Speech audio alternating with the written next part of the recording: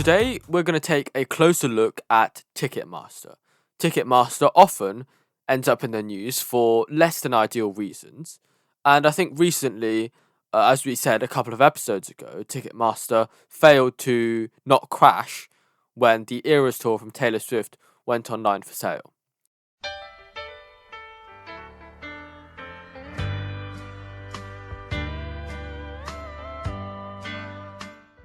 Ticketmaster was founded in 1976 by two college staffers and businessmen to sell ticketing hardware and to license corresponding software.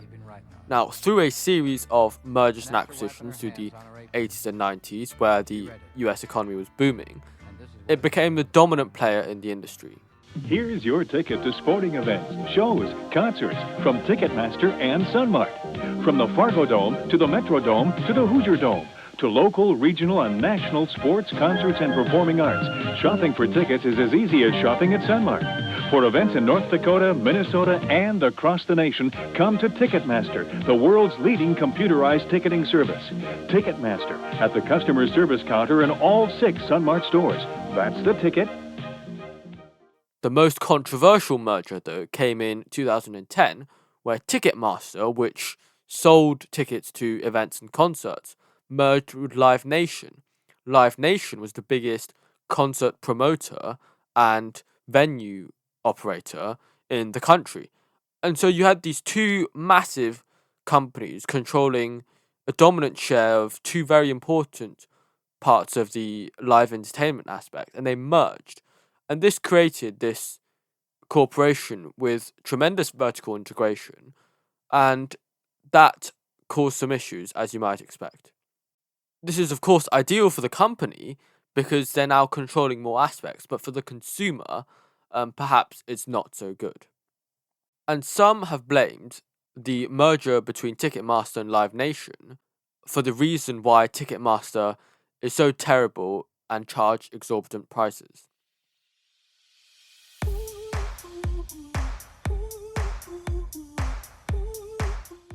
People often like complaining that Ticketmaster is the cause of all evil, that they can't buy a ticket that they want, and that the tickets are very expensive or even sold out.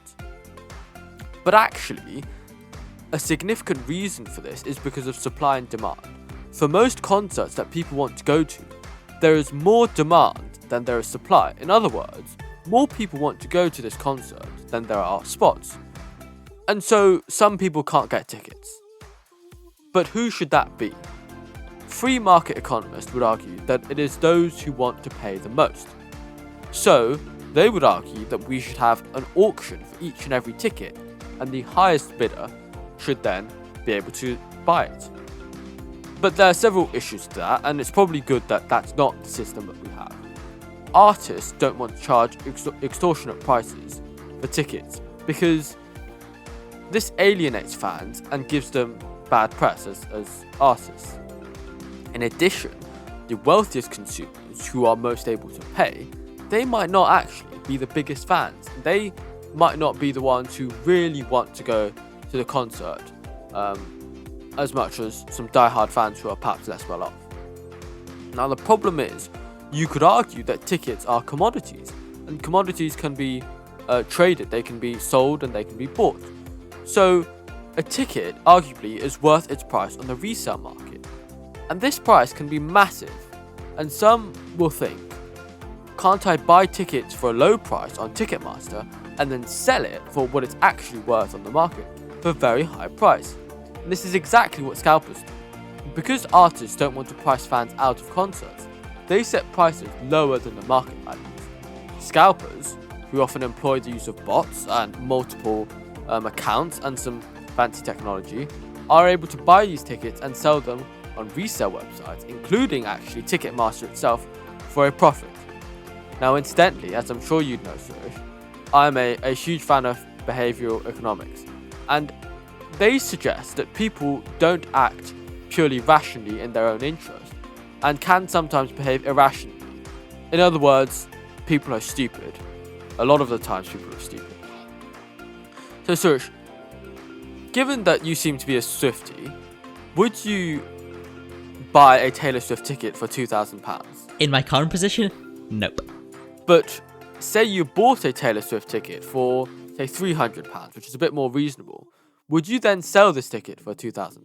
I feel like I know what your point is, because no, I wouldn't sell my ticket for £2,000. Exactly, but if you wouldn't buy one for £2,000, then logically, this ticket is worth less than £2,000 for you. So if you can get £2,000 for it, you should be willing to sell it.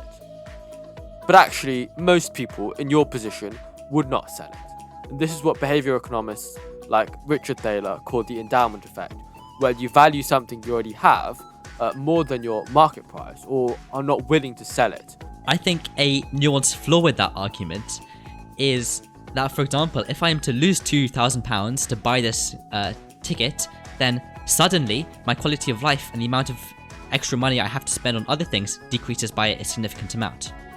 However, if I am to sell the ticket for £2,000, then my quality of life doesn't increase by a significant amount, and importantly, I haven't planned to spend an extra £2,000 in my life. So I think that losing £2,000 is a bigger deal than gaining £2,000.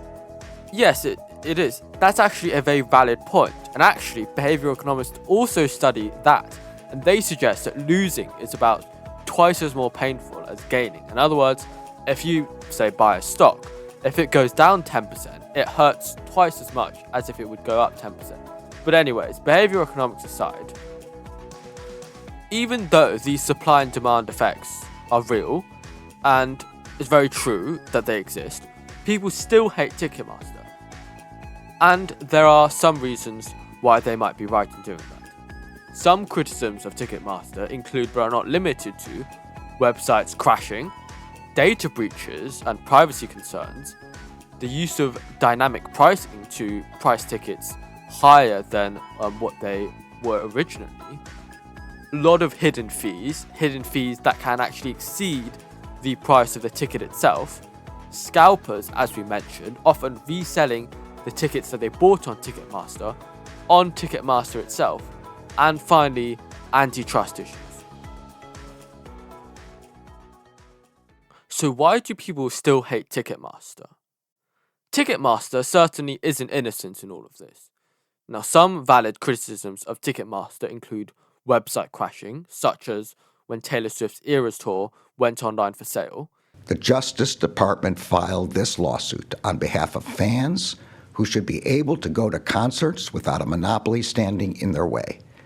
We have filed this lawsuit on behalf of artists who should be able to plan their tours around their fans and not be dictated by an unlawful monopolist. We have filed this lawsuit on behalf of the independent promoters and venues which should be able to compete on a level playing field. And we have filed this lawsuit on behalf of the American people.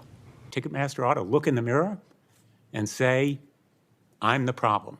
It's me. A lot of people seem to think that's somehow a solution. I think it's a nightmare dressed like a daydream. You have to have competition. You can't have too much consolidation, something that unfortunately for this country, as a ode to Taylor Swift, I will say, we know all too well.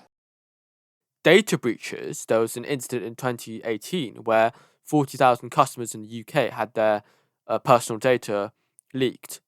Dynamic pricing, such as the very recent Oasis concert tickets that went on sale, and people alleged that they often doubled in price because of dynamic pricing. And let's bring you in breaking news from the Competition Markets Authority about Oasis tickets. It says it's now launched an investigation into Ticketmaster regarding the sale of Oasis tickets for the band's upcoming reunion tour, including how so-called dynamic pricing may have been used. Now, the CMA is looking at whether the sale of Oasis tickets could have breached consumer protection law. Hidden fees, which is where Ticketmaster imposes additional fees on top of what the artist is charging. This can include things like credit card fees, they include venue fees, and sometimes, crucially, the cost of these hidden fees can exceed the actual cost of the ticket, which understandably enrages a lot of people. My State of the Union address outlined our fight against junk fees, to end junk fees. These hidden charges that companies sneak into your bill to make you pay more. Scalpers, and the issue with scalpers in relation to Ticketmaster is that Ticketmaster is actually incentivized to not stop scalping, because when scalpers resell their tickets on Ticketmaster itself, Ticketmaster then takes a cut. So as we discussed previously, Ticketmaster doesn't do things that they can to try and stop this behavior. And finally, antitrust issues. Now, back in 2009, when Ticketmaster first proposed to merge with Live Nation, some people, particularly those in the music industries, raised concerns that this could have potential antitrust implications and it could decrease competition and raise prices for the consumer. Some stars in the music business are speaking out about a potential mega merger that would rock the industry. However, the Department of Justice, despite the fact that Obama, the then president, suggested that they would take a harsh stance on antitrust issues, allowed this merger on some fairly lenient conditions. Since then, scrutiny has ramped up when in 2020 they were fined $3 million, and earlier this year, the Department of Justice and 29 US states sued Live Nation and Ticketmaster, trying to break up this organization. This is part of Lina Khan's antitrust overhaul, which I think is long overdue and in the opinions of many very justified. And we'll see what the court system in the US says about Ticketmaster's merger with Live Nation. And I suspect there will be a strong reason to break up these two companies because of the anti-competitive behavior that they exhibit. Thank you for listening. If you've enjoyed the story, please like and subscribe to our channel. Our full episode can be found in the description, where you can also sign up to our newsletter for a summary of what we discussed delivered straight to your inbox.